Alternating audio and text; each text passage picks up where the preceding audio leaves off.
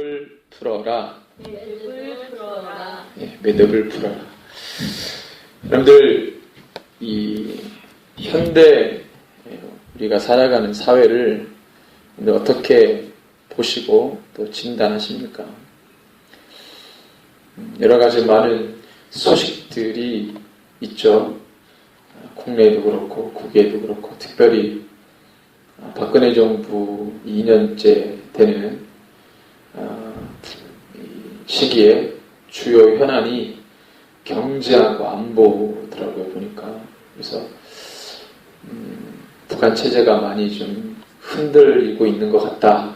전문가들이 그렇게 대부분 이야기를 하는 것 같은데, 그래서 우리가 어떻게 대비해야 될 거냐, 안보와 또 계속해서 우리가 풀어야 되는 경제에 관한 문제들, 이런 것들이 이제 주요 현안인데, 이런 것들이 풀어지면 이 사회, 이 한국이라는 사회가 안정될 수 있는가?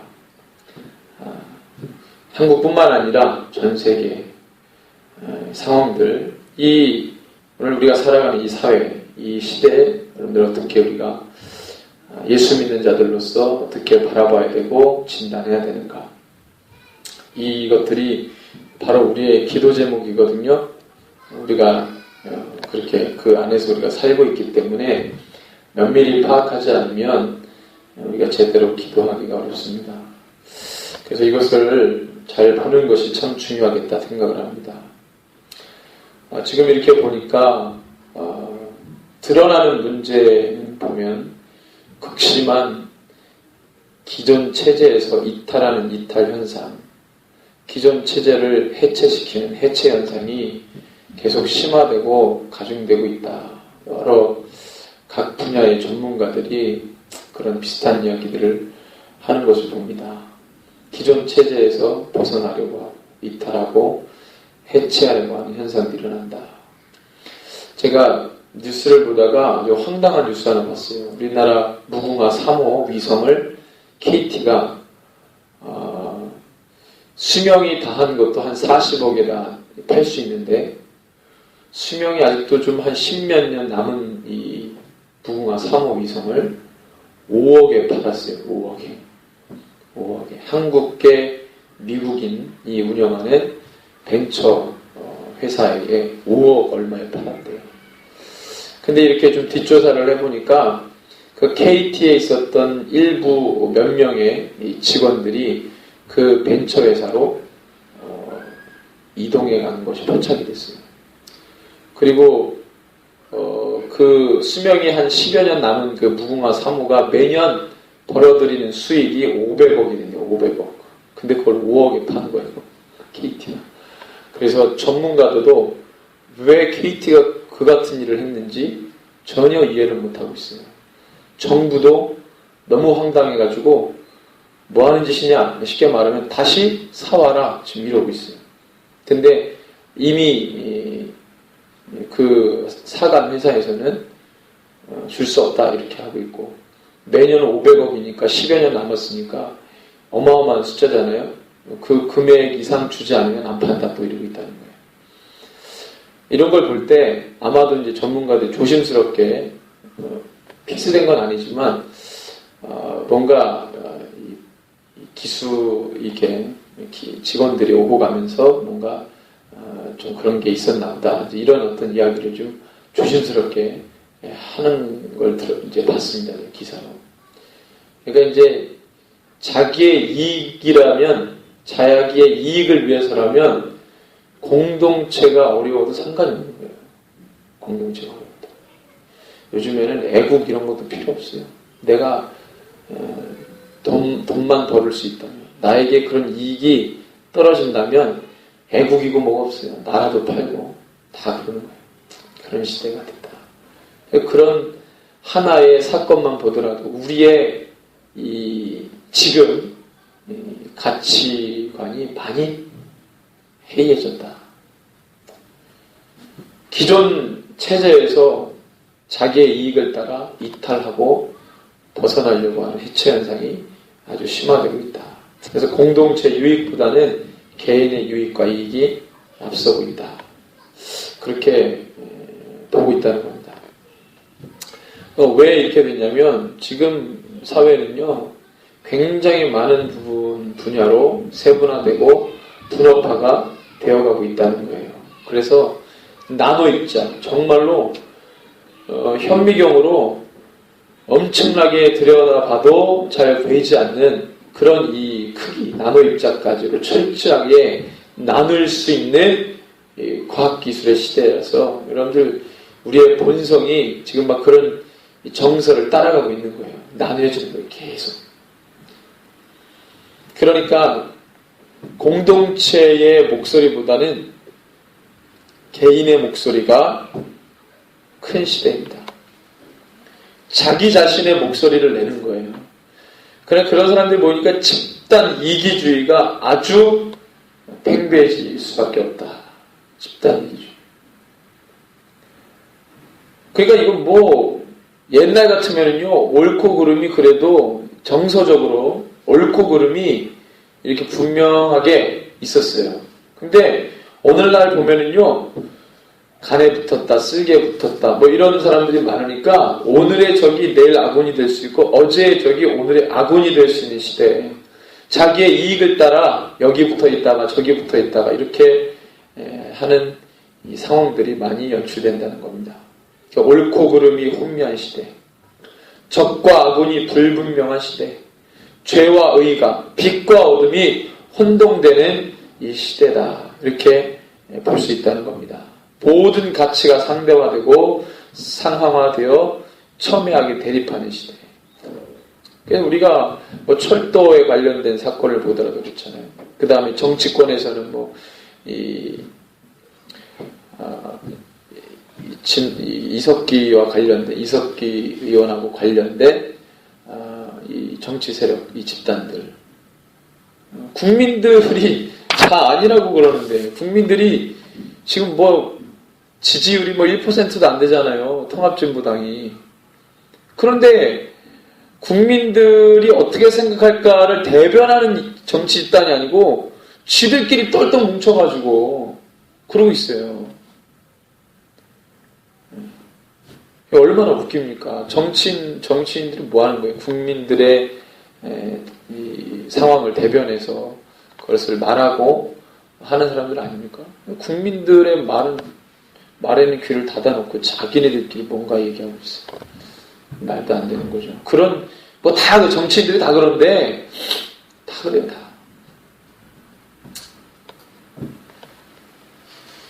그러니까 엄청나게 대립하잖아요. 대립해요. 이것은 뭐냐면 인본주의의 결과입니다. 인본주의의 결과. 철저히 자신의 이익과 자기 집단의 이익에 따라 선택하고 판단하도록 그 베이스를 마련한 인본주의. 그것의 결과입니다. 결과물이에요. 인본주의. 사람이 중심이고 사람에서부터 출발한 모든 이 가치 세계관. 그것을 심었으니까 그에 합당한 열매가 맺혀지는 겁니다. 그 정신에 따라 움직이는 자들 많잖아요.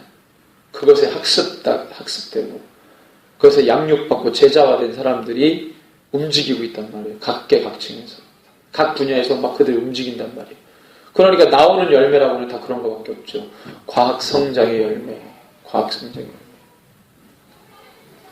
그러니까 세계가 어떻습니까? 민족과 민족이, 나라가 나라를, 옛날에는 타민족이, 그러니까 서로 다른 민족끼리 싸웠다 이 말이죠. 지금은 같은 민족 안에서 싸웁니다. 같은 민족 안에서.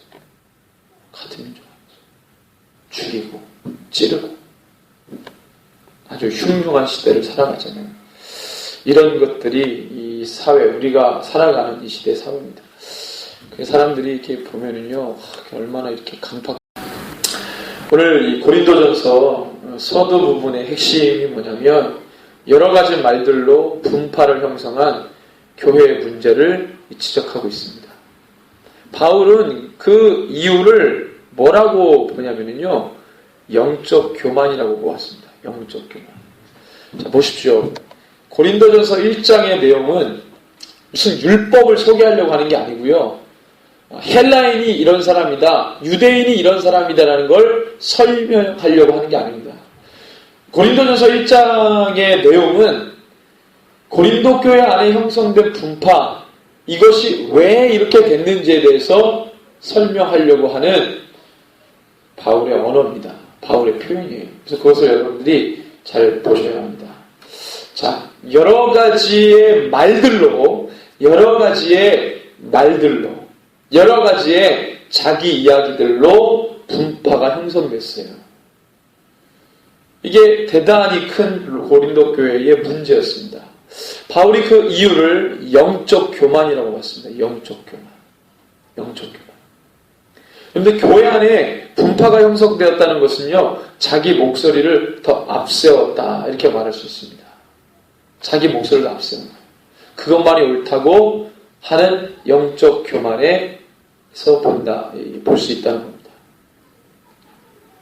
오늘 말씀을 보니까 구체적으로 언급을 합니다. 어떤 분파가 형성됐는지. 12절에 보니까 나는 바울에게, 나는 아볼로에게, 나는 게바에게, 나는 그리스도에게 속한 자라 한다, 이런 말들이 있었어요. 무슨 이렇게 바울파 모임이 따로 있고 무슨 아볼로파 모임이 따로 있고 그랬는지는 제가 정확히는 모르겠는데, 자기네들이 공공연하게 나는 바울에게 속한 자야, 나는 아볼로에게 속한 자야, 나는 그리스도에게 속한 자야, 나는 게바에게 속한 자야라고 말을 한다는 겁니다. 그러니까 그런 것들이 이렇게 눈에 보이도록 사람들이 이렇게 느끼기에 확연하게 온몸으로 체감이 되도록 그런 이 분파들이 형성이 되었다는 거예요. 자, 그래서 이것을 진단하는데 바울이 이렇게 진단합니다. 저마다 자신들이 가지고 있는 가치관이 있다는 거예요. 가치관, 관점이 있다는 겁니다. 자기가 가지고 있는 가치관, 관점이 있어요. 자, 그 관점의 형성은 자기 지식입니다. 그 자기 지식은 직간접적인 경험에 의합니다. 그렇죠? 우리가 가지고 있는 습득한 지식은 내가 직간접적으로 체득한 경험에서 기인합니다. 그래서 지식이 형성이 되고, 지식이 보이면 관점이 형성이 됩니다.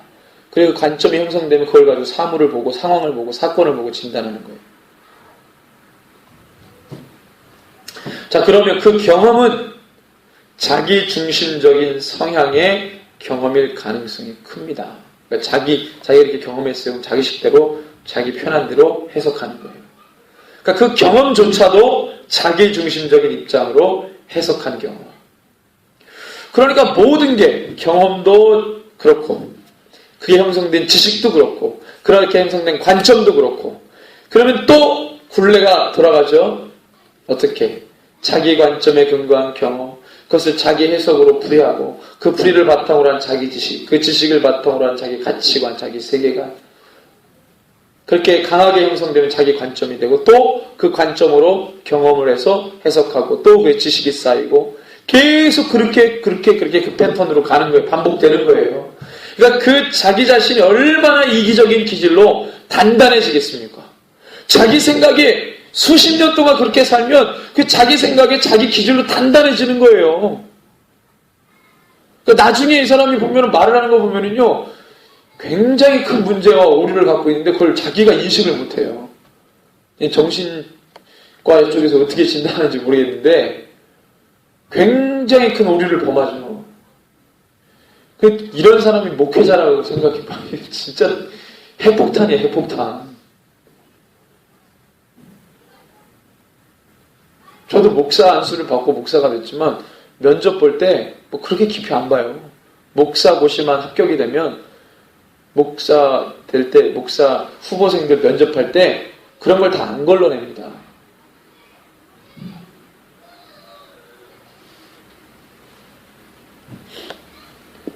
이게 중요해요. 이게 어디서 깨져야 되냐? 그 타이밍도 못 잡아요. 그럴 정도로 단단하게 자기 기질로 굳어집니다. 안 깨져요. 그러니까 성령님도 변화를 못 시킨다 이런 말이 나오는 거예요. 안 깨져요. 그러니까 이 패턴이 굳어지면 예수도요, 자기가 풀어낸 예수를 믿고 가는 거예요. 성경에서 말하고 복음이 말하고 진리가 말하는 예수가 아니라 자기가 풀어낸 예수를 믿고 따라가는 거예요. 또 하나의 우상이죠.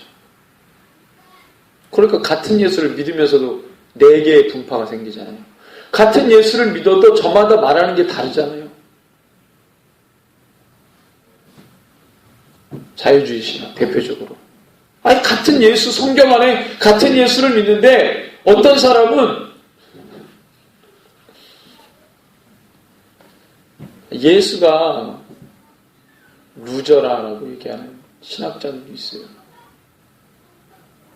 그런 사람들은 왜 신학교에서 임용을 하는지 모르겠어요. 주류 신학대에서.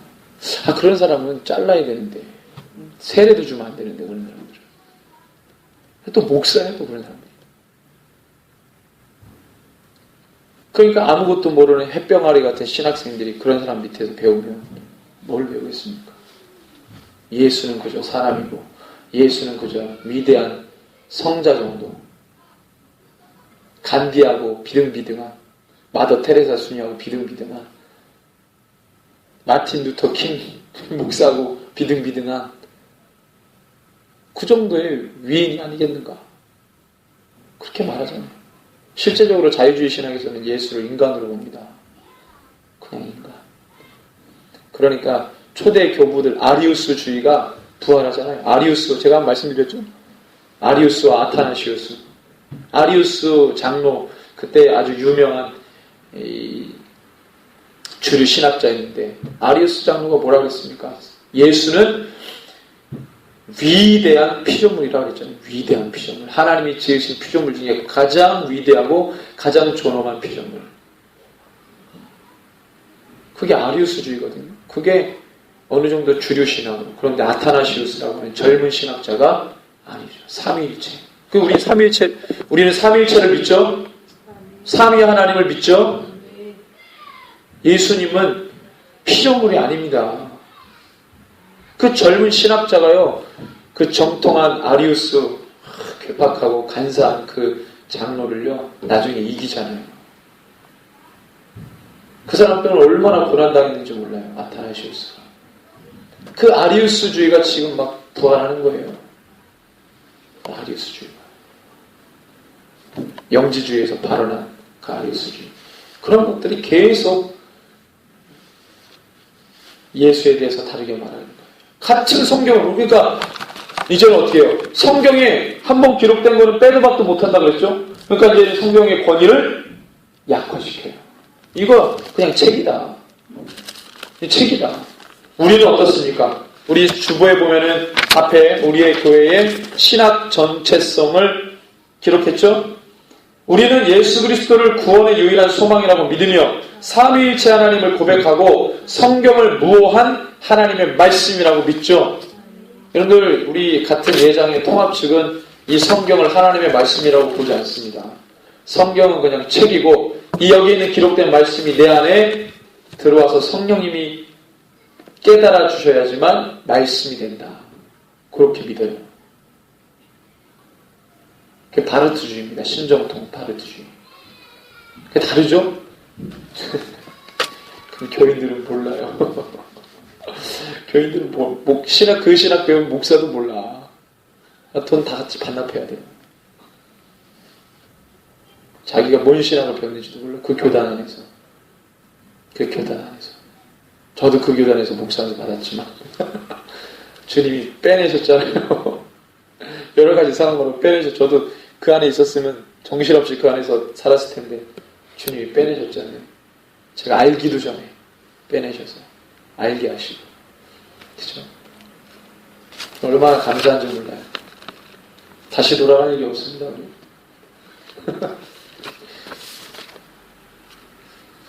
같은 성경을 보고 같은 예수를 믿는데 뭐 이렇게 말들이 다른지 모르겠어요.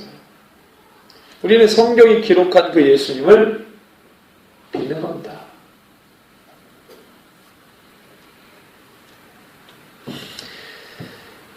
바울이 이제 그렇게 본 거예요. 그래서 그리스도인이 지혜를 구하는 헬라인들처럼 굴지 말라고 권면했어요. 그래서 그 말을 한 거예요. 그리스도인이 지혜를 구하는 헬라인들처럼 굴지 말라 권면했습니다. 이 말은 뭐예요?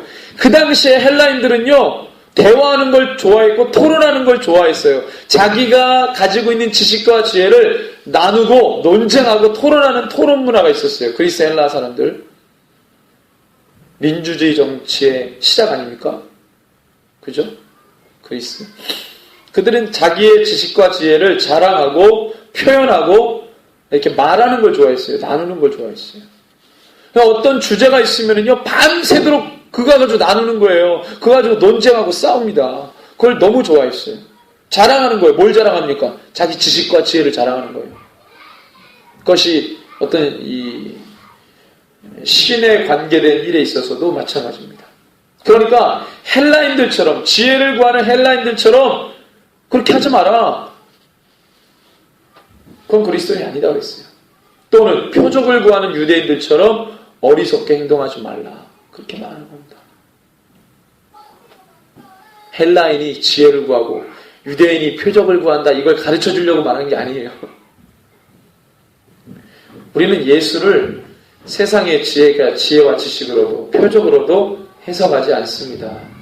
그저 십자가에 못 박이신 그 그리스도를 그대로 온전히 전하는 것이라고 말하는 거예요. 그 십자가의 그리스도가 우리에게 무엇을 시사했습니까? 바로 사랑 아니에요? 사랑? 완전한 사랑, 완전한 용서. 그런데 공동체 안에 너와 나는 다르다고 하는 파벌이 생긴 거예요. 우리를 위해 죽으신 예수 그리스도를 따라야 할, 그분의 제자가 되어야 할 우리가 사람의 제자가 되어서 그 줄을 서고 있는 거예요. 그 줄을 딱 서고 있는 거예요. 우리는 누구누구의 제자가 아니라 예수의 제자입니다. 우리는 유명한 누구누구를 따르는 자들이 아니라 나를 위해 생명을 내어주신 예수님을 따르는 거예요. 예수 따르는 자들입니다, 우리는. 요즘 한국교회 목사들이요, 성도를 자기 제자 만들려고 혈안이 되어 있어요. 자기 제자 만들려고. 예수님 제자 만들려고 제자 영육하죠. 천만의 말씀입니다. 자기 제자, 자기 제자. 그 제자는 어떤 제자입니까? 목사가 잘못을 저질러도 눈 좀 감아줘야 되는 제자. 목사가 마음대로 해도 덮어줘야 하는 제자. 목사가 무슨 짓을 해도 목사 편이 되어줘야 하는 제자. 그게 목사 제자 만들려고 그러는 거예요. 목사 제자. 목사는 하나님이 심판하니까 너희들은 나한테 손대지 마. 성경 어디에 그 누가 그랬습니까?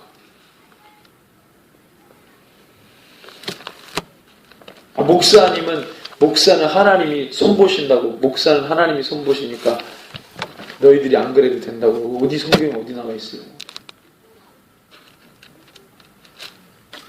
성경에는 없는 얘기는 하면 안 돼요.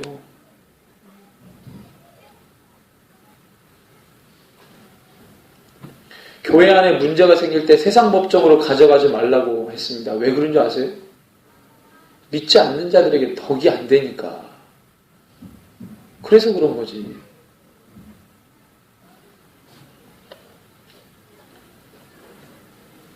자기 제자. 자기 제자 만드는 거예요. 이게 한국교회 제자 양육의 실태입니다.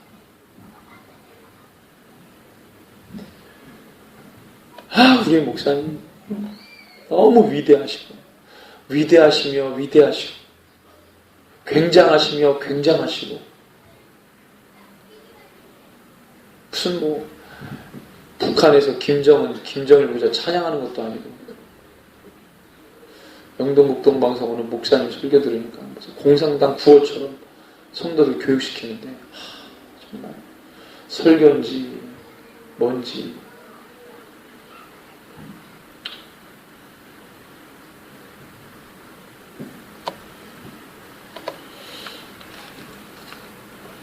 목사 제자 만드는 거예요. 예수님의 제자가 아니고.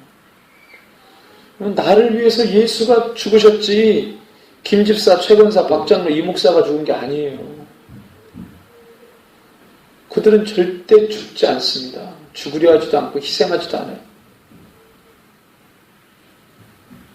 나를 위해서, 나의 죄를 위해 죽으신 분은 예수님이십니다. 예수님. 그 예수님이 십자가에서 죽으셨다고요. 자기 몸을 찢으셨다고요. 근데 그 주님의 놀라운 생명을 다한 사랑을 교권주의에 묶여있는 목회자들과 거기에 함께 동조하는 자들이 써먹습니다. 자기의 이익에 따라서. 자기의 이익에 따라서 써먹어요. 왜냐하면 교인들은 순수해가지고 하나님 이름 한마디로 뭐 하면 벌벌 떠니까. 그러니까 목사님이 하는 일은 다 하나님이 하시는 거예요. 물론 의심의 눈초리로 보는 것도 나쁘지만 덮어놓고 그렇게 하는 건 더 나쁜 거예요.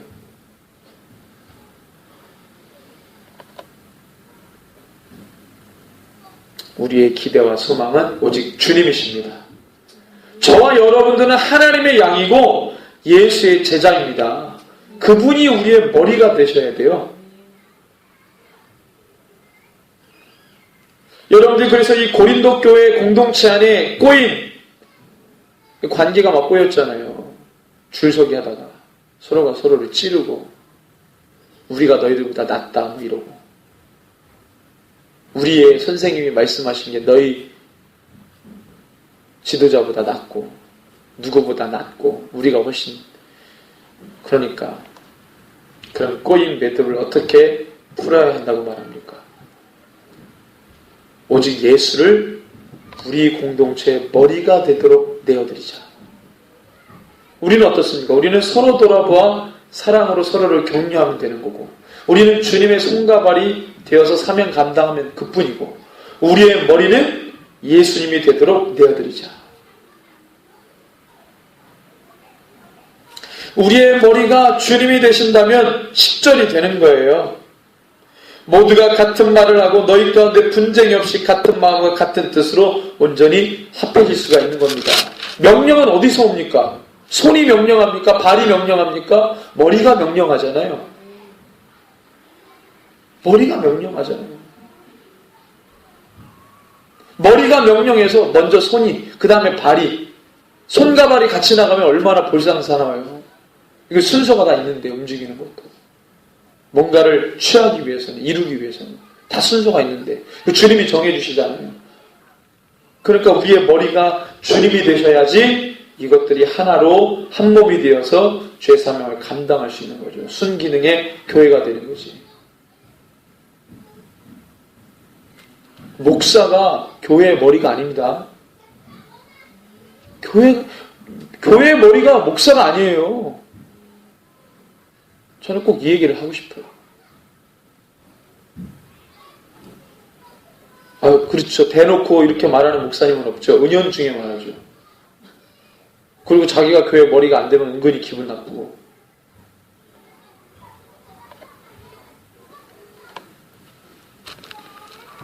그래서 그렇게 되면 예수님의 생각이 우리에게 전달되어서 우리도 그분의 뜻과 생각을 따라갈 수 있죠. 그분의 비전도 마찬가지죠. 우리에게 전달되어서 그분의 비전을 이루고 따라갈 수 있죠. 이것이 꼬인 매듭을 푸는 방법입니다. 고린도 교회보다 현재 많은 교회는 특별히 한국 교회에 많은 이 스트레스를 갖고 있는데 고린도 교회 문제 저리 가랍니다. 저리 가라요. 한국 교회는요 너무 복잡해요. 너무 복잡해요. 쓸데없는 거에 목숨 거는 게 너무 많아요. 한국 교회. 오직 복음과 진리와 십자가를 위해 헌신하고 달려가는 저와 여러분들 되었으면 좋겠습니다. 우리 함께 이 시간에 기도합시다. 주님, 한국교회 꼬인 매듭을 풀어주십시오. 한국교회의 머리는 예수님이십니다. 사람이 아닙니다. 사람을 바라보지 않게 하시고 머리 대신